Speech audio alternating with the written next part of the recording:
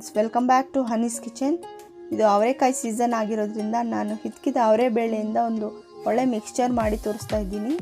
ಇದು ತುಂಬ ಸಿಂಪಲ್ ಆಗಿರೋ ರೆಸಿಪಿ. ಅದಕ್ಕೂ ಮುಂಚೆ ನಮ್ಮ ಚಾನಲ್ನ ಸಬ್ಸ್ಕ್ರೈಬ್ ಮಾಡ್ಕೊಳ್ಳಿ. ಬನ್ನಿ ಇದಕ್ಕೆ ಬೇಕಾಗಿರೋ ಇಂಗ್ರೀಡಿಯೆಂಟ್ಸ್ ಮತ್ತು ಮಾಡುವ ವಿಧಾನ ಹೇಗೆ ಅಂತ ನೋಡೋಣ. 1 ಕಪ್ಪು ಹಿತ್ಕಿದ ಅವರೆ ಬೇಳೆ, ಹುರಿಗಡಲೆ, ಕಡಲೆ ಬೀಜ, ಕರಿಬೇವು, ಬೆಳ್ಳುಳ್ಳಿ, ಅಚ್ಕಾರದ ಪುಡಿ, ಉಪ್ಪು ಹಾಗೆ ಅರಿಶಿನ ತೊಗೊಂಡಿದ್ದೀನಿ. ಇವಾಗ ಇದನ್ನು ಹೇಗೆ ಮಾಡೋದು ಅಂತ ನೋಡೋಣ ಬನ್ನಿ. ನಾನು ಡೀಪ್ ಫ್ರೈಗೆ ಎಣ್ಣೆ ಇಟ್ಕೊಂಡಿದ್ದೀನಿ. ಎಣ್ಣೆ ಎಲ್ಲ ಬಿಸಿ ಆದ ನಂತರ ಈ ಥರ ಅವರೆ ಬೇಳೆನ ಫಸ್ಟ್ ಡೀಪ್ ಫ್ರೈ ಮಾಡ್ಕೊಳ್ಳೋಣ.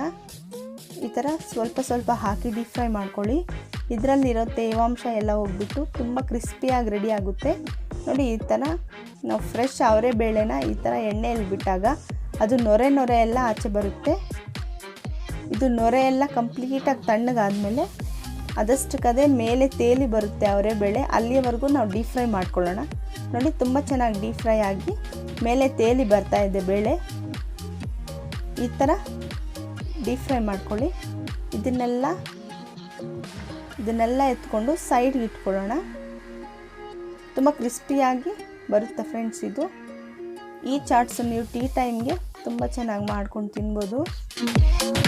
ಎಲ್ಲ ಖಾಲಿ ಟೈಮಲ್ಲಿ ಬೇಕಂದ್ರೂ ನೀವು ಇದನ್ನು ತಿನ್ಬೋದು. ಈಗ ಕಡಲೆ ಬೀಜನೂ ಅಷ್ಟೇ 2 ಮಿನಿಟ್ಸ್ ಇದರಲ್ಲಿ ಈ ಥರ ಡೀಪ್ ಫ್ರೈ ಮಾಡ್ಕೊಳ್ಳಿ. ಇದನ್ನು ಅಷ್ಟೇ ಸೈಡ್ಗೆ ಇಟ್ಕೊಳ್ಳೋಣ. ಇವಾಗ ಹುರಿಗಡಲೆ ಹಾಕ್ತಾಯಿದ್ದೀನಿ. ಇದನ್ನು ಅಷ್ಟೇ ಒಂದು 2 ಮಿನಿಟ್ಸು ಈ ಥರ ಎಣ್ಣೆಯಲ್ಲಿ ಡೀಪ್ ಫ್ರೈ ಮಾಡ್ಕೊಳ್ಳಿ.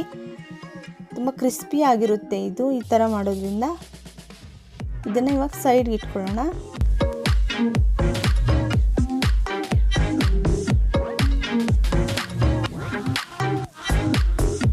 ಈಗ ಗೋಡಂಬಿ ತೊಗೊಂಡಿದ್ದೀನಿ. ಇದು ಅಷ್ಟೇ ಗೋಲ್ಡನ್ ಬ್ರೌನ್ ಕಲರ್ ಬರೋವರೆಗೂ ಇದನ್ನು ಡೀಪ್ ಫ್ರೈ ಮಾಡ್ಕೊಳ್ಳೋಣ. ಇದನ್ನು ಡೀಪ್ ಫ್ರೈ ಮಾಡಿ ಸೈಡ್ಗೆ ಇಟ್ಕೊಳ್ಳೋಣ. ಈ ಚಾಟ್ಸ್ ನೀವು ಈವ್ನಿಂಗ್ ಟೈಮ್ ಸ್ನ್ಯಾಕ್ಸ್ ಆಗಿ ತೊಗೊಳ್ಬೋದು.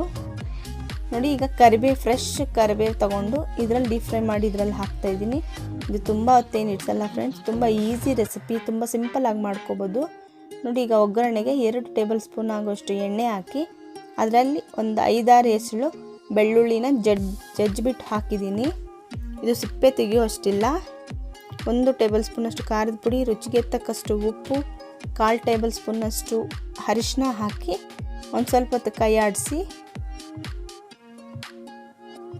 ಇದಕ್ಕೀಗ ನಾವು ಮುಂಚೆ ಡೀಪ್ ಫ್ರೈ ಮಾಡ್ಕೊಂಡಿರೋ ಮಿಕ್ಸ್ಚರ್ನ ಇದರಲ್ಲಿ ಹಾಕಿ ಮಿಕ್ಸ್ ಮಾಡೋಣ.